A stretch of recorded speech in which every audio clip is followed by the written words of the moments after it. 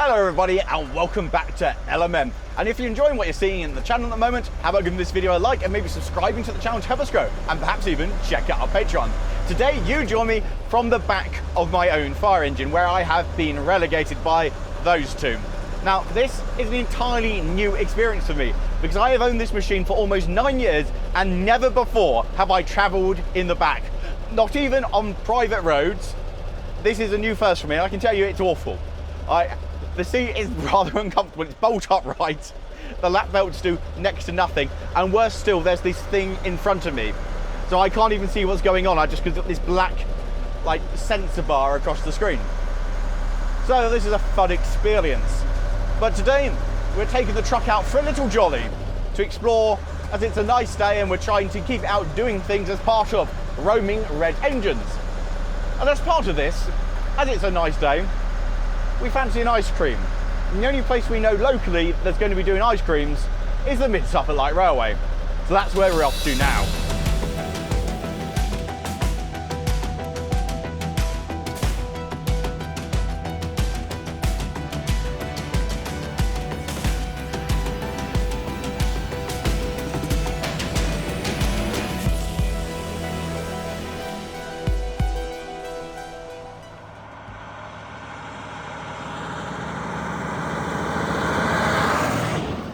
Being stuck in the back, the only thing I could really do was to offer unhelpful comments. You okay with the gears there?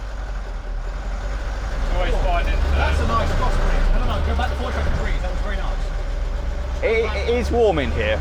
Despite the lack of any AC whatsoever and the fact that I'd been relegated to the back of my own fire engine, being able to fire the thing up and take it for a trundle on a lovely summer's day was absolutely glorious and what I live for. It's so good having the truck doing what it's meant to, and having good mates to be able to enjoy it with make it all the better. Tom was once again in the driver's seat and Charles had been allowed to sit up front away from his normal confinement in the rear quarters. And soon we re-entered civilization on our way to the Mid-Suffolk Light Railway. I was going to say, shall I send you ahead? Yeah, oh well, just pull up and we'll see what's going on. Oh, there's plenty of space for us. You're going to have to back out again. No, just open the barrier. I don't think you're listening to what I'm saying. Pardon?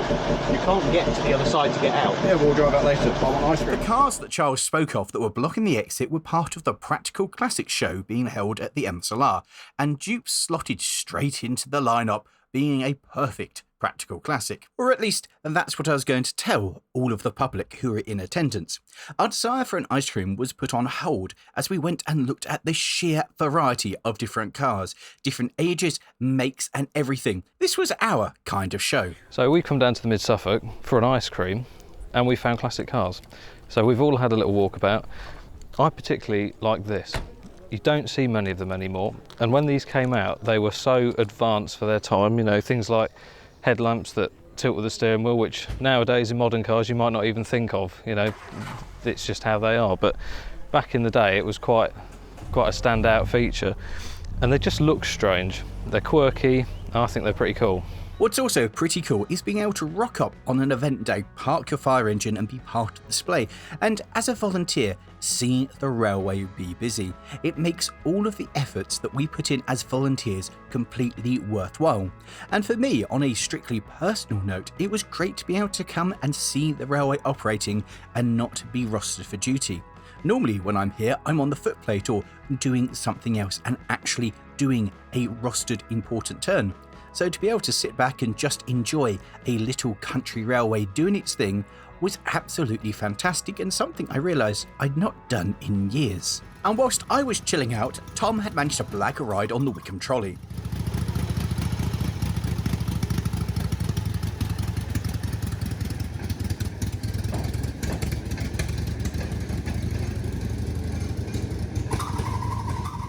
And as he disappeared off down the line on an adventure, Charles and I returned to the abundance of cars that were in attendance at the show. And there was one particular one that caught Charles's attention. This is my choice from the show. Very pretty, very green, obviously. Got a 1959 Frog Eye Sprite, which brand new, £678. which we've looked at the calculations for it, and that is now just over £13,000. So I could get one of these new for cheaper than buying a regular car. And quite frankly, I would much rather have this. And so would I, and probably Tom, who was now on his way back.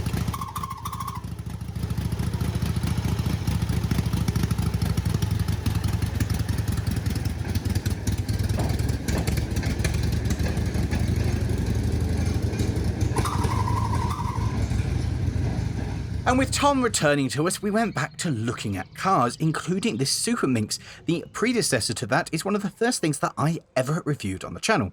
And finally, I found something that I liked. And of all the things that I'd have here at the show, excluding, obviously, dupes, it's this. I have a massive love and a desire to have a 944 at some point in my life. Particularly in the white, I think it is absolutely glorious.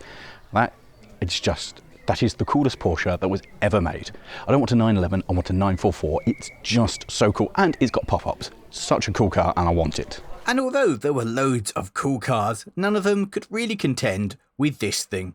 I was so proud to have managed to get it out to a show and for the public to be able to enjoy the big old lump.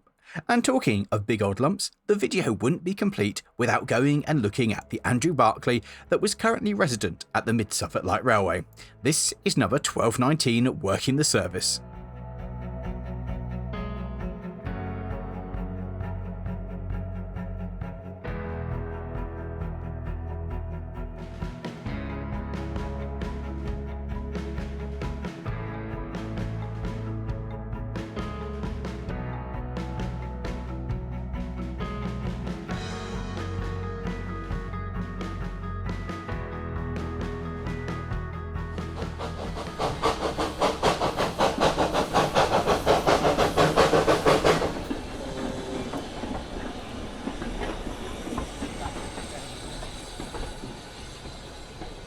And having seen the passenger train arrive back in the platform, we finally managed to get ourselves our long-awaited ice cream.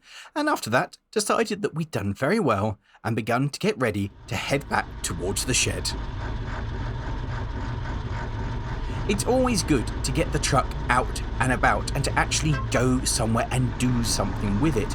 And it's even better when you can take it to a show and share the machine with the public and see if they get some of the joy that you and your good friends get out of the truck. Having this thing and sharing it with my mates is part of the enjoyment of having it. It's great going on little adventures and enjoying having this thing trundling about, and I'm so pleased now to finally have it doing what I've always wanted to do with it. Just do these little adventures and go out and hear it run and enjoy it. It's been such an uphill journey getting this machine to be reliable and something that I actually feel like we can take out for a little jolly, and to be there, it's just amazing.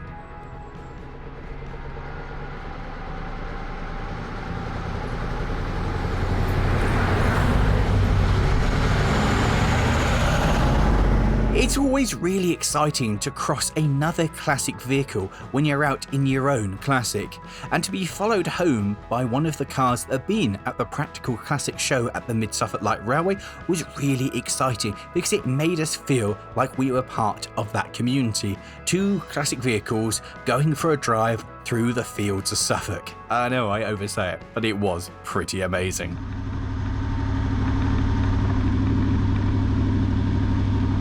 There are very few things that I would rather do on a summer's day than take the truck out for a successful trip across the countryside, and of course to go get an ice cream, because that is vitally important.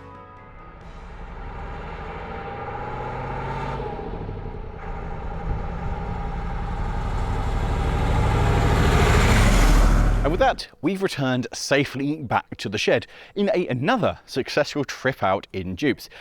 If I dare say it, I'm starting to actually get not too nervous about taking it out, and that as a concept terrifies me.